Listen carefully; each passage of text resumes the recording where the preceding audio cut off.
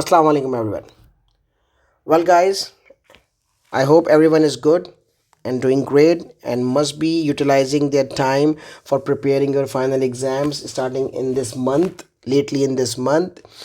All right, since this is my next episode and these all videos I have made just to let you know and let you explain on the last note how to attend paper 3. I'm just explaining the strategies you are going to adopt while attempting paper 3 and different areas of paper 3.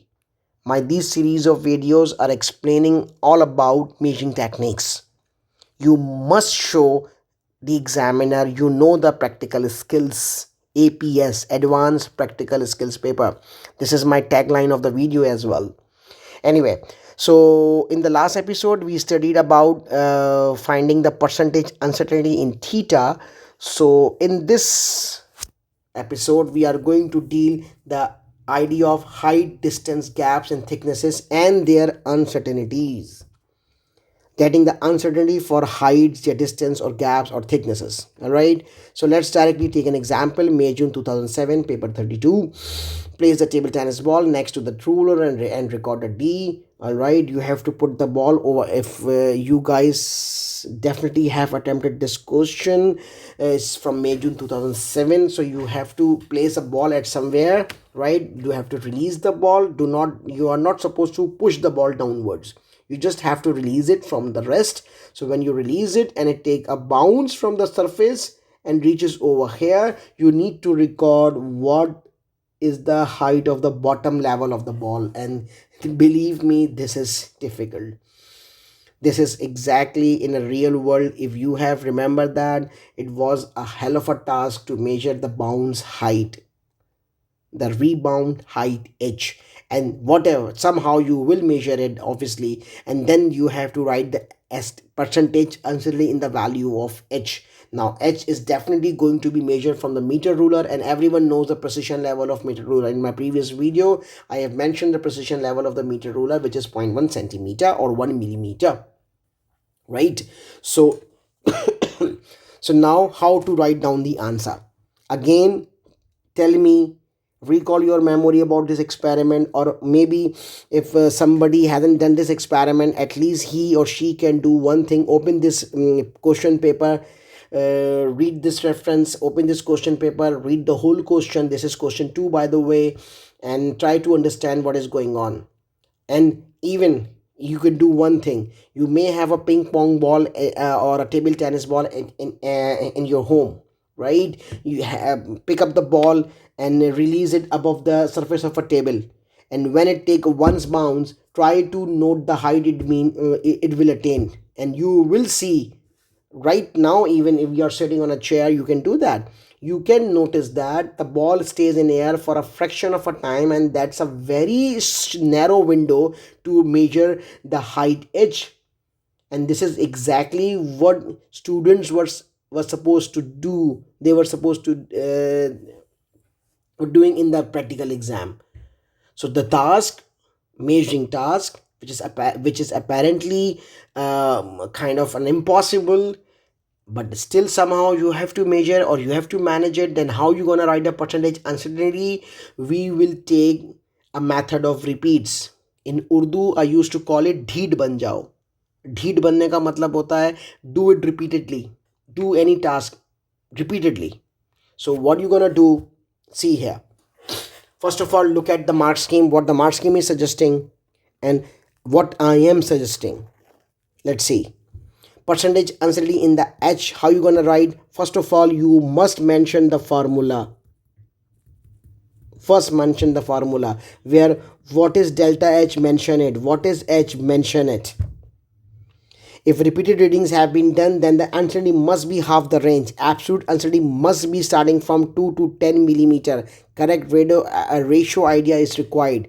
Why not he is using the least count of the ruler or the half of the least count of the ruler, which is 1 mm or 0.5 mm?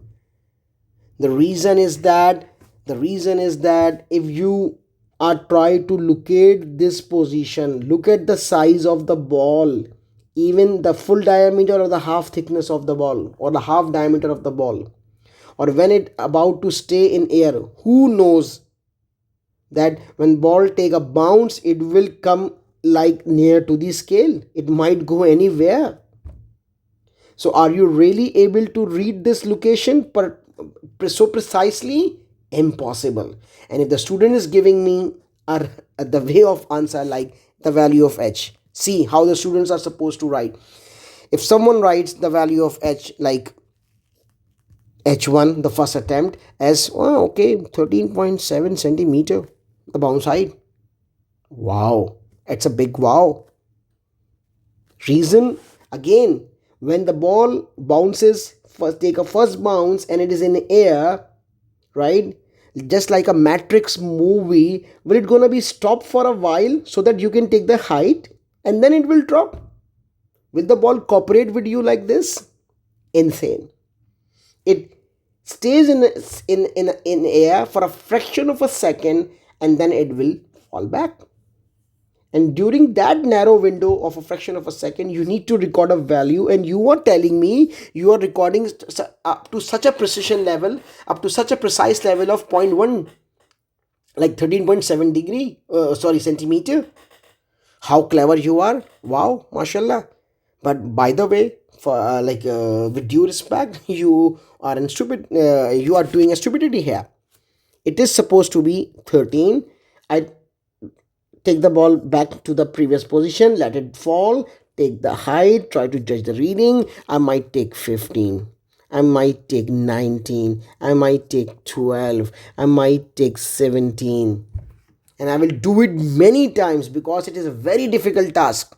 If the severity level of a task is so much high, increase your attempts. I will take like 21, I will take like 15 again. Like these are my different attempts now, and I have to take an average.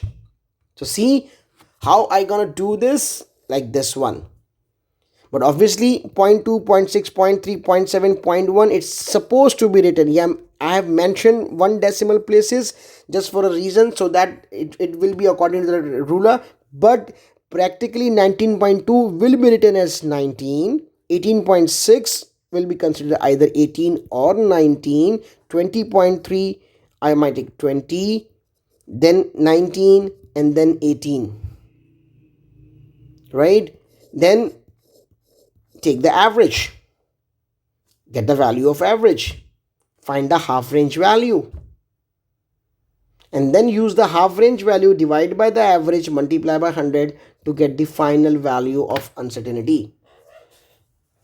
Okay, so you, instead of writing a one decimal place, you have to write, this is a most common method attempted by the candidates I have mentioned here.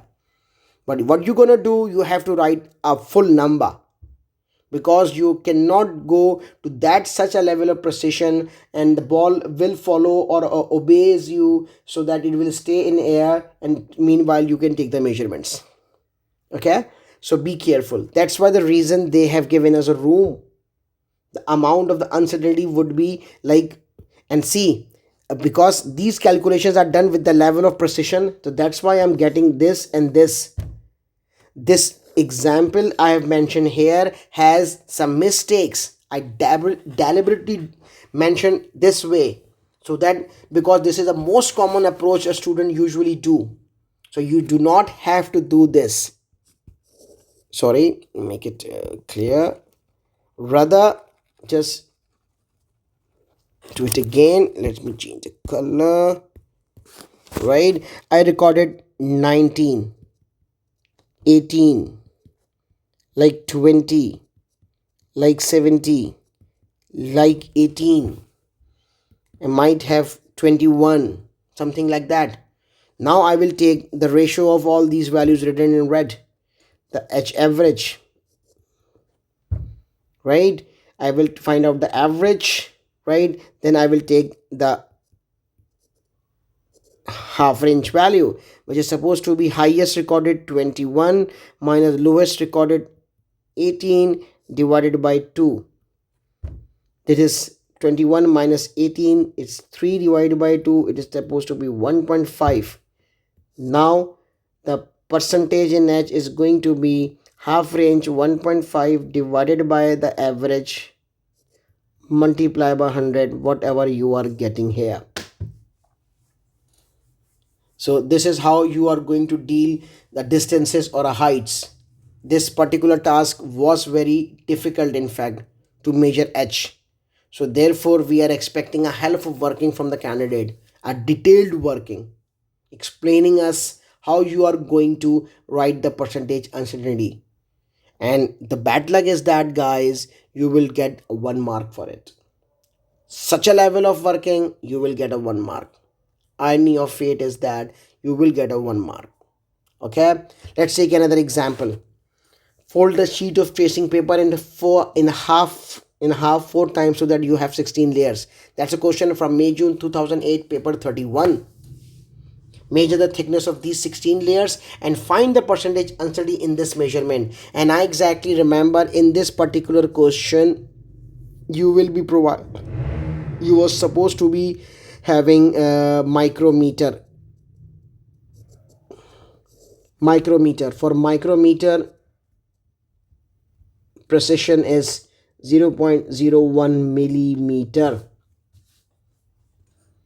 So you have to find the 16 layer of thicknesses. Now see, look at the dimension you are supposed to measure between these two, the 16 layers. That's so much small. Over here it was too much large. Is way large, the value of H. Now something is being measured, comes under a dimension, but it's very small, and we have to estimate the percentage uncertainty. Let's see how the mark scheme is suggested. Evidence of repeat, consistent unit, reading must be plus minus 0.01 millimeter. Reason, because guys, you are using a micrometer, and this gives you to some extent a kind of precise value. So you can have two distinguished methods to get the percentage uncertainty in the 16 layers of thickness. Let's say T, sorry, percentage uncertainty, right? Two methods here, because they have mentioned if repeated readings have been done, uncertainty could be half the range. So now student can do, since so many of you are watching this right now, so I don't know who gonna remember exactly what sort of method in the exam. So here the one of the working, I'm mentioning both of them, but one is welcome. Do not mention both of them for us, guys. You will lose a mark for that, by the way. Delta T is supposed to be the least count of micrometer divided by thickness value multiplied by 100, right? The least count is 0.01. Now whatever the answer of 16 layer of thickness you are getting here, 16T multiply by 100. Okay, now 16 layer thickness average mention is here, then half region is mentioned over here, and then the idea of percentage uncertainty in the 16 layer of thickness. 16 layer of thickness, it is supposed to be half range divided by average multiply by 1. Method 2, method 1. Just show us any one of the method. See, somewhere only this method is acceptable, somewhere only this method is acceptable, and sometimes both of them are there. Let's see how the candidate will decide, how you will decide what to do. Okay, so this is how we are dealing with the dimensions here. Go to the next question. May June 16 paper 34, question number 2. You have a coil with n number of turns, and they are asking you to get the x, a dimension x, which is the outer diameter of the spring. And while if you are putting a scale here, this folded part will be a hurdle in your way of measuring, because you cannot put the scale as close as possible. This will always block you. This will always create a problem, and this is exactly in our mind. Let's see how a student figure it out. and then you have to write a percentage uncertainty in the value of x. It is done either by, it's a kind of a spring. It's supposed to be done with a half centimeter ruler, which is 50 cm, or maybe a 30 cm, or maybe a 15 cm ruler, which is available usually in your geometry box, right? But let's see how we are expecting. See there from the mark scheme. Absolute uncertainty could be in a range of 2 to 5 millimeter. Why not they are using the least count of the ruler, which is 1 mm? Why starting from 2 until 5? And if student or candidate has a repeated readings, then it can show us the idea of the half range, but the working is clearly shown, otherwise nothing will be credited against you. Correct method of calculation to obtain percentage uncertainty. So see, again I'm telling you, I'm emphasizing the idea of percentage uncertainty and its working is very very important. All right, look at another example. A question from May June 16 paper 33. A mass hanger is hanging with the help of a clip, with the help of, and also with the help of a stand rod, iron rod, and they are asking you to get the length L done from this direction, you can see here and here. And once you measure and record the value of length, estimate the percentage in the value of L. Now I remember this was around somewhere like between 15 to 20 centimeter in length, what I remember, not exactly, somehow. So it means half meter rule is enough for you if it is provided, or if it's 100 cm ruler, 1 meter ruler is provided, again you have to do with that one. But your 15 cm ruler might not be an appropriate one for finding the length L. Anyhow, you have to place your ruler here like this one. But again, when you try to place a ruler, this side edge of the hook will start acting as a hurdle and give you a problem in placing a ruler as close as possible. What are you gonna do? Since it's type 2, you can make a report on it, you can write a statement on it. Somehow if you place a set square leveling this edge, instead of putting a scale as close as possible, if you just if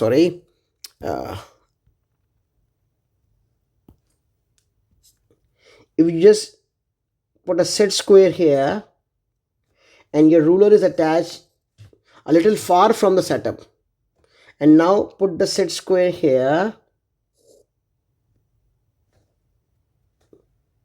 try to get this value, try to get this value. Let's mark it L1, let's mark it L2, measure and record L1. So if somebody is mentioning, let's say a position, I just mentioned L2 L1, so L is, let's say, L2 minus L1, and now I'm writing my answer with an appropriate unit. That's a righteous way an examiner is expecting from a candidate, because the task provided has such a level of difficulty and student is not getting that, and instead of that they are just mentioning a direct answer. And again the percentage uncertainty, let's see what mark scheme is suggesting us. See there, the absolute uncertainty starting from 2 millimeter means double of the least count. Reason, if you are doing this working, obviously L1 come up with the idea of plus minus 0.1 or 1 mm, L2 comes up with an idea of plus minus 0.1, again 1 mm, L2 minus L1, when the two things are being subtracted, their absolute errors are always added up. So 0.1 and 0.1 makes it 0.2, which is 2 mm. So at least the uncertainty must be, must be starting from 2 mm and goes to 2, 3 or 4 or 5 mm. If somehow you manage the repeated readings here, then you can give us the half range idea again. See that? So sometimes the least count of an instrument is enough for reporting the percentage uncertainty, but sometimes we have to go a little further, an extra mile, and write down the uncertainty, absolute uncertainty, in a range of double the least count or the triple the least count, like 8 mm. If I recall 8 mm, it is going to be the 8 times of the least count of a ruler. So it all depends what sort of a task is given to you guys. Okay, So I think, yeah, there is one another example.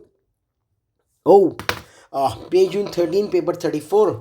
A plastic drip tube was given, and you need to find the internal diameter. And yes, I do remember in this particular example, the experimenters were provided with the vernier calipers, and for vernier calipers, the precision is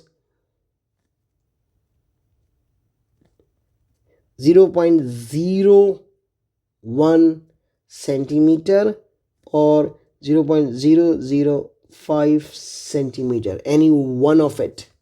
And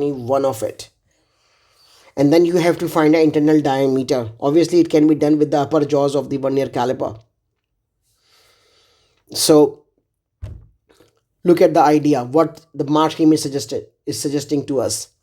Either an idea of 0.01 centimeter or 3 decimal places, or 3 decimal places, 2 decimal places, 3 decimal places. And the idea of D must be in a range of 3 to 5. Evidence of repeated readings for the D, and now the absolute uncertainty in D must start with from this idea to this idea, from 0.02 to 0.05. And if you have shown us the repeated readings, then you can show the half range idea as well. This is a usual practice, and now it all depends what method candidate is adopting. Either he will go towards the idea of repeats, and he will just finish up with the one reading from the vernier caliper, because vernier caliper is a high-tech device. It's a quite precise. The answers being measured with the vernier caliper are in a great level of precision as compared to the meter ruler, or the protectors, or any other values for a dimension. Sorry.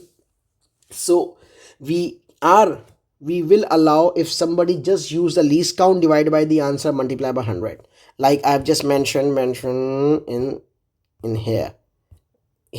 Least count of the instrument divided by value multiply by 100, or either the half range method. So I hope I have mentioned many examples to just let you know how you can going to deal with the idea of the percentage uncertainty for the distances, heights, depths, and so on.